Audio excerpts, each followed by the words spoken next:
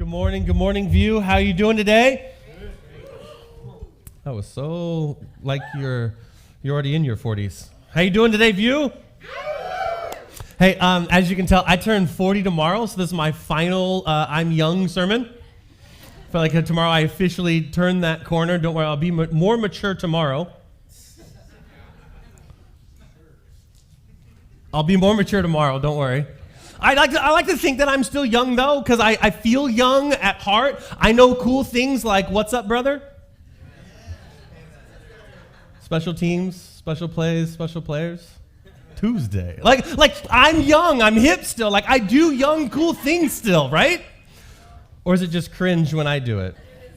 The other day I was in Seattle, and one of my friends, we were walking under the scaffolding, and he goes, I bet you can't touch that. That was a realization that I'm old, you guys.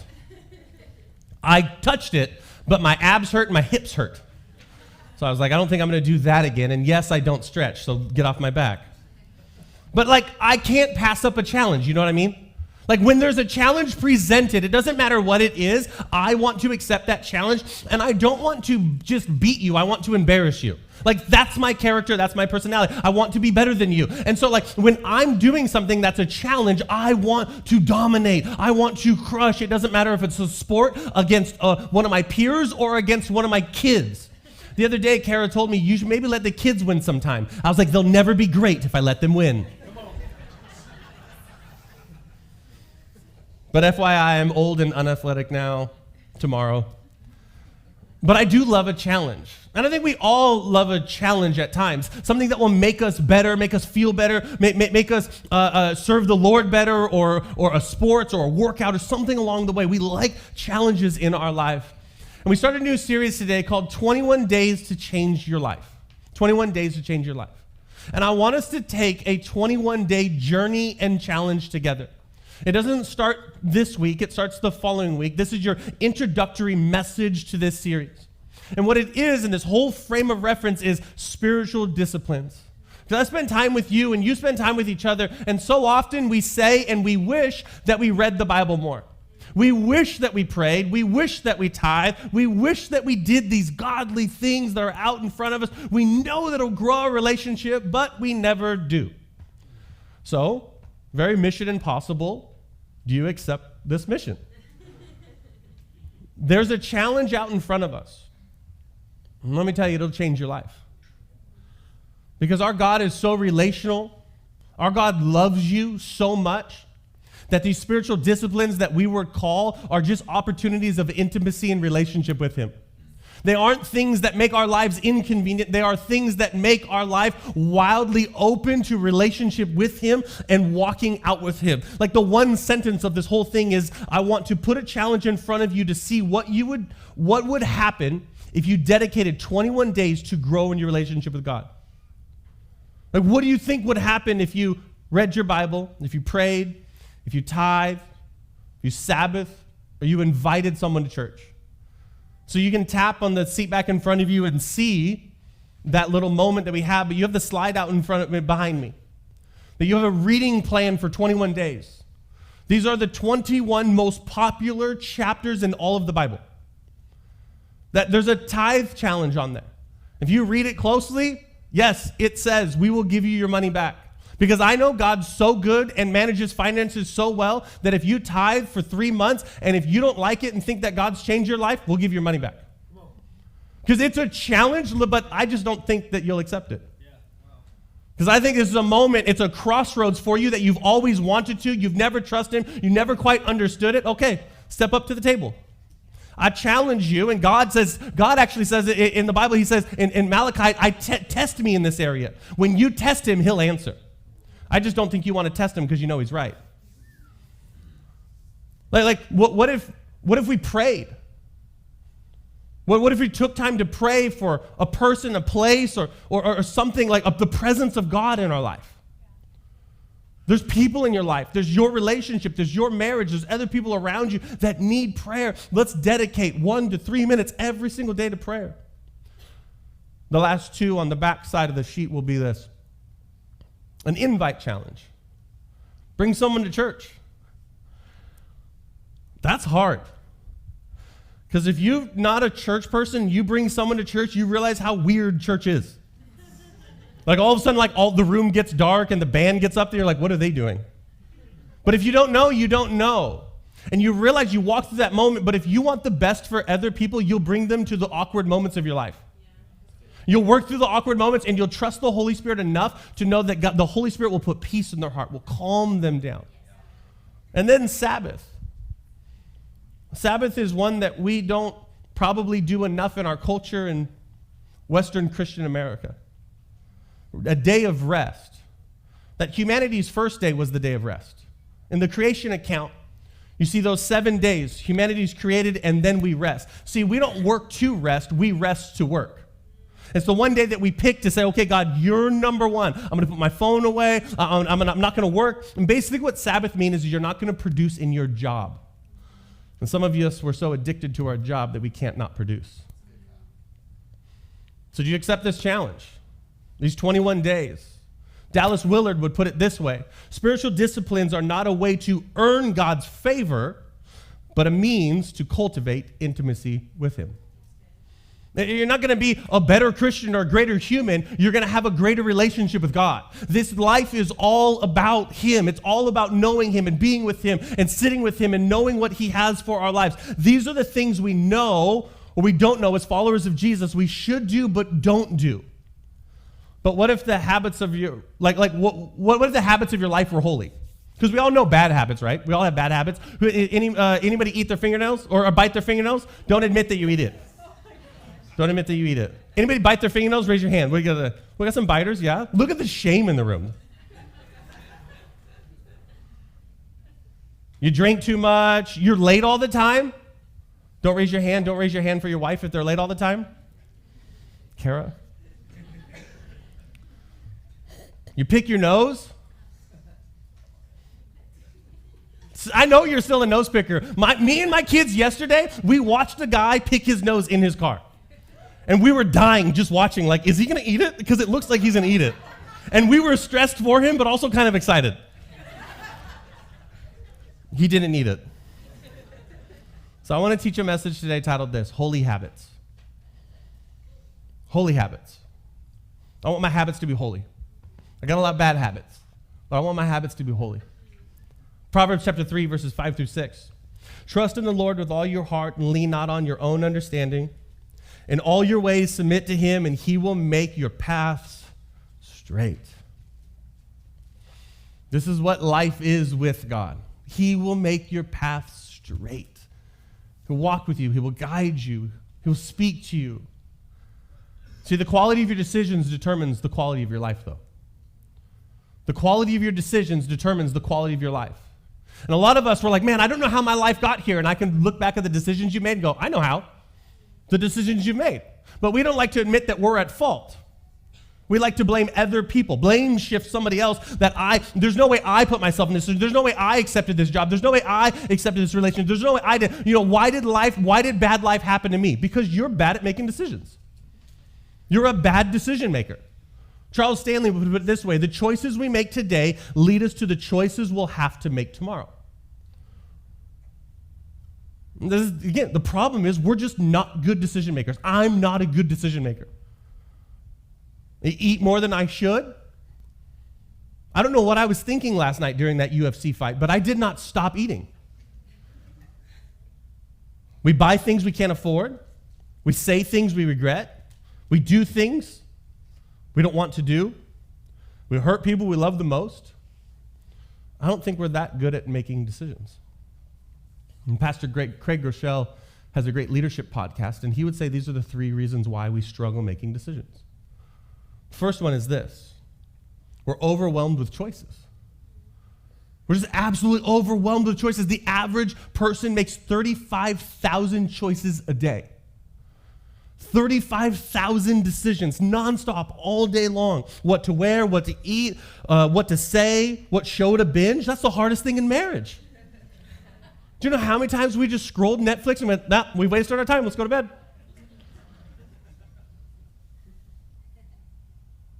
What text to reply to or what not to, and then avoid them for the rest of your life? We have too many decisions. Cognitive scientists call it decision fatigue. As the volume of decisions increase, the quality of decisions decrease.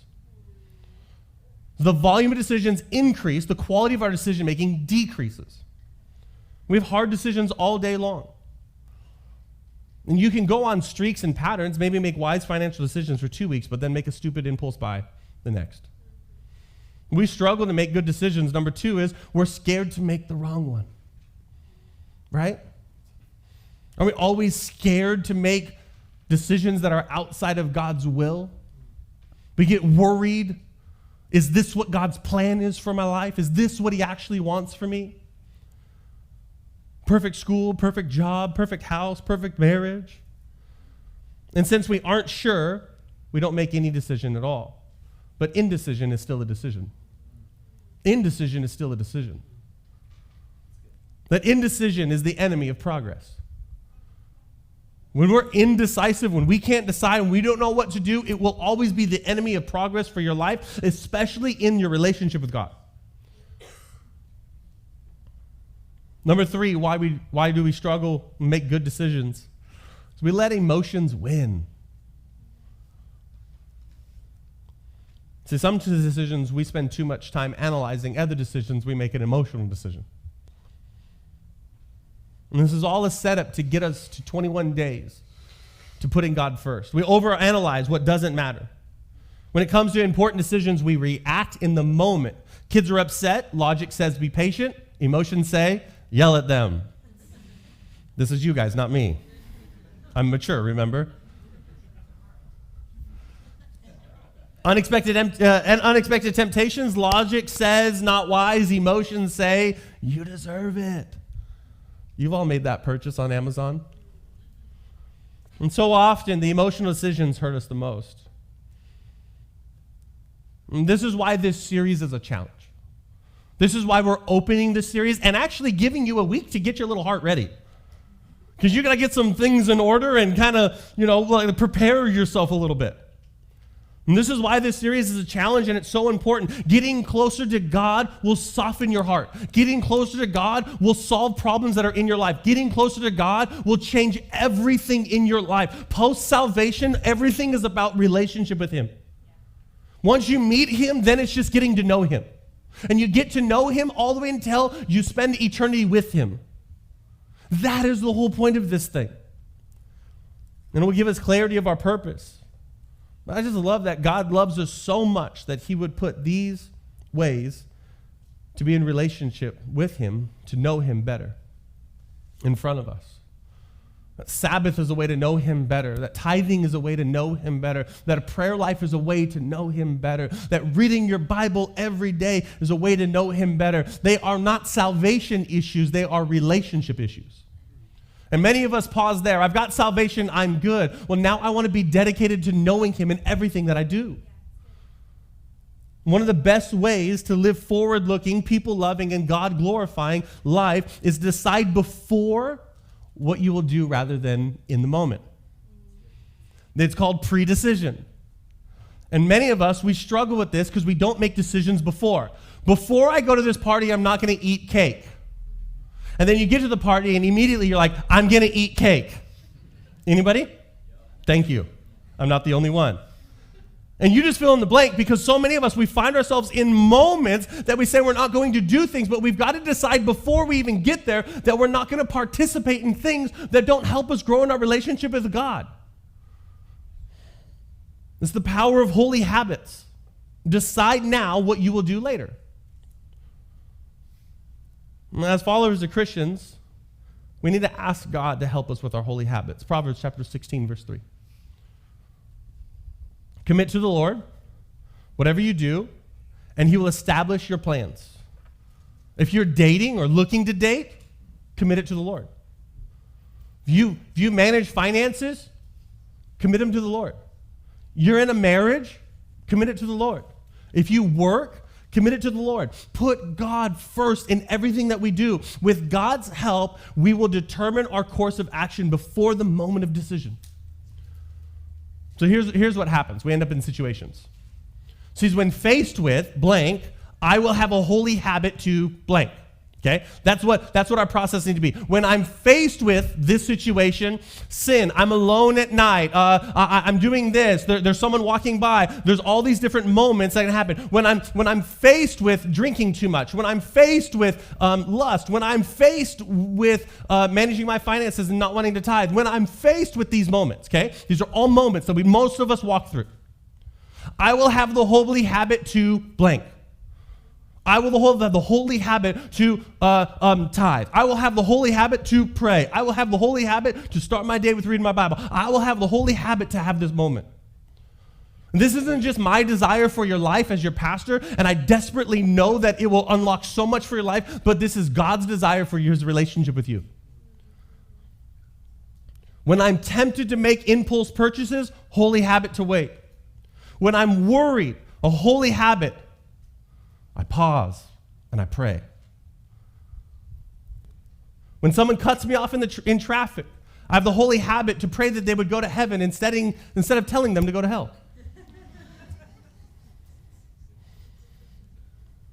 That was a little too real for some of you. Oh, I thought he was a pastor. I've been cut off.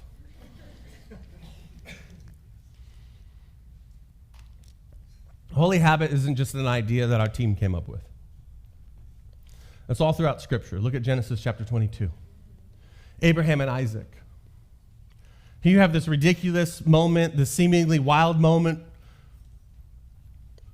where all of a sudden God's telling Abraham to take his son Isaac up to the top of this mountain and he's going to sacrifice him. Seems extreme, because it is.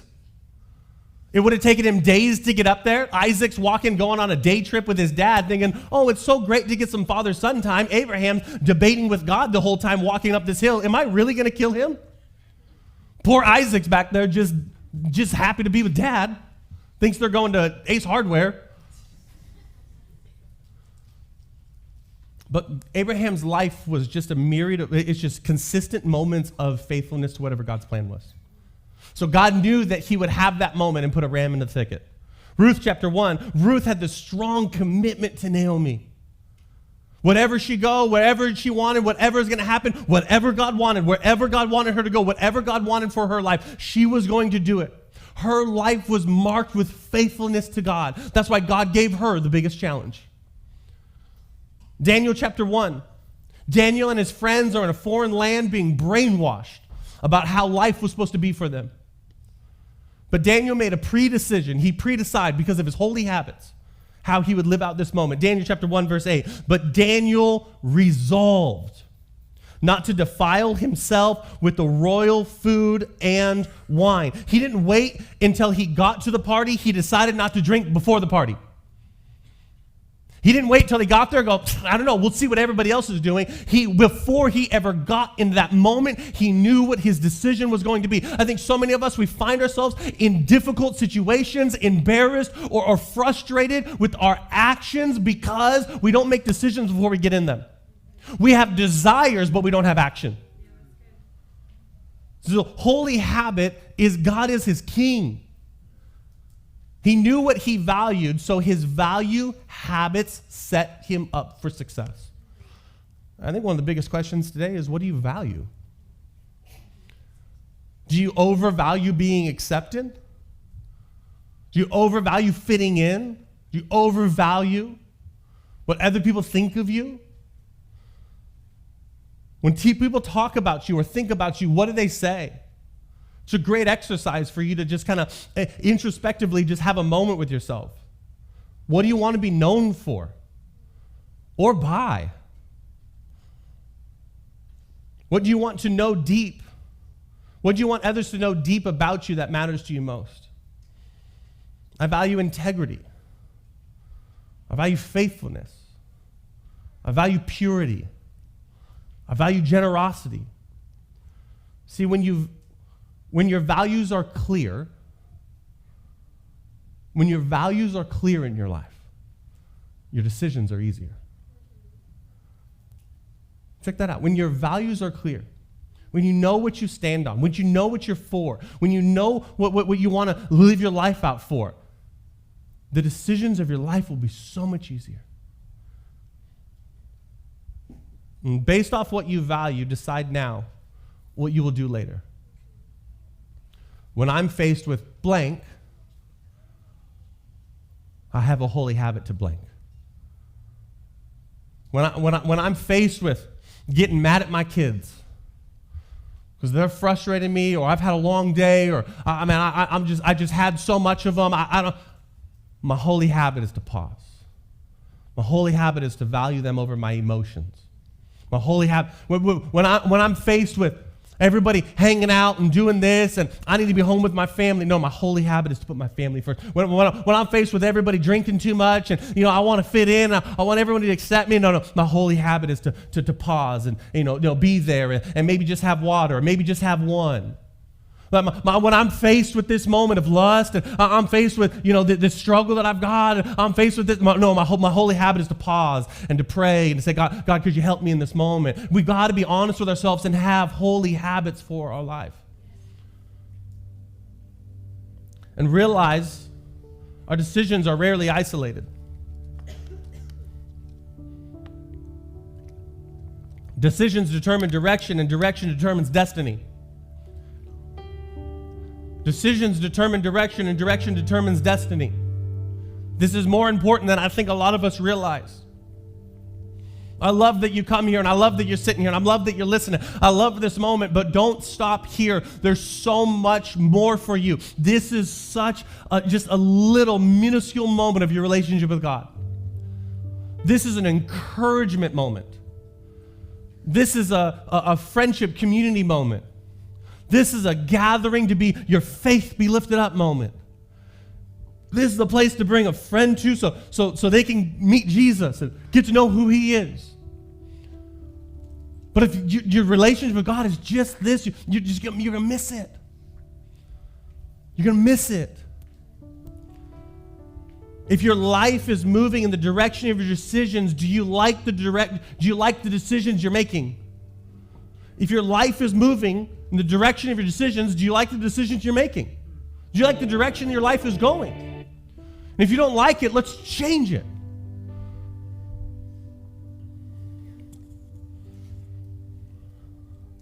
I become mature tomorrow, so I can do some real talk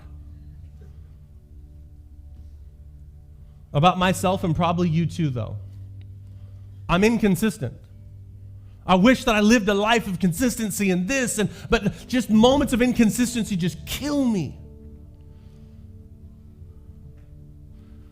Like, I'm unprepared. It's something I've struggled with my entire life, is to be fully prepared. But I love a procrastination moment.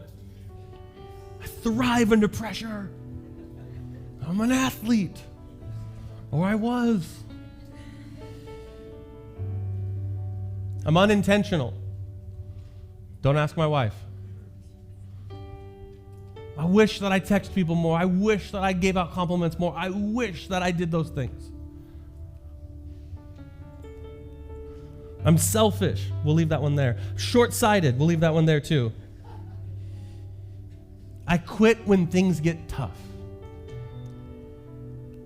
I was on a run this last week, and I always do the same loop.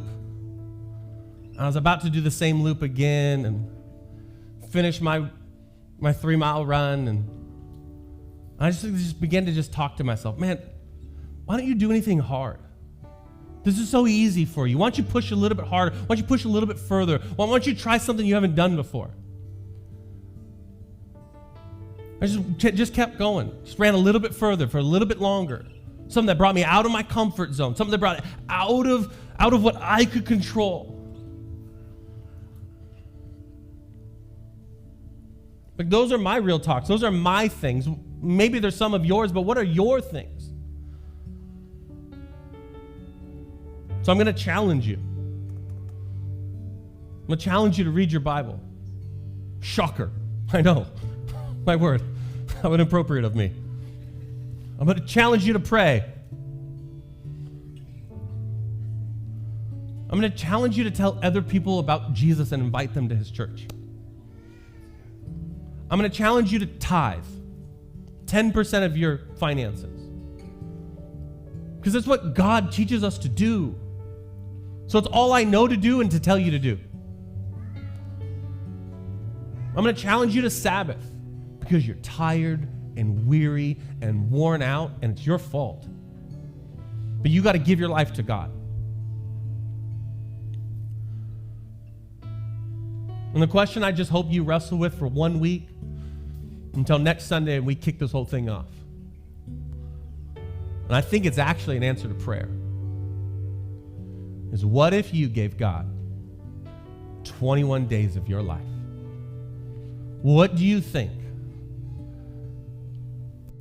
What do you hope would happen? I bet you've never done it before.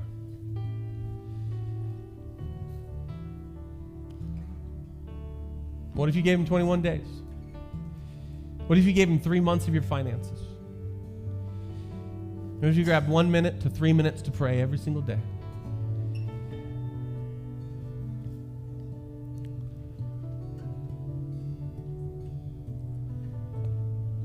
Maybe you're here today and you're like, 21 days, I've never given him 1 day.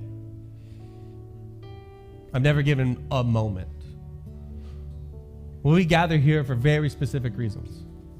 And one of the most primary reasons is because you walked in here, you found us online, someone told you, or a friend brought you. And this is the moment you've been praying for, that you could accept Jesus as your Lord and Savior.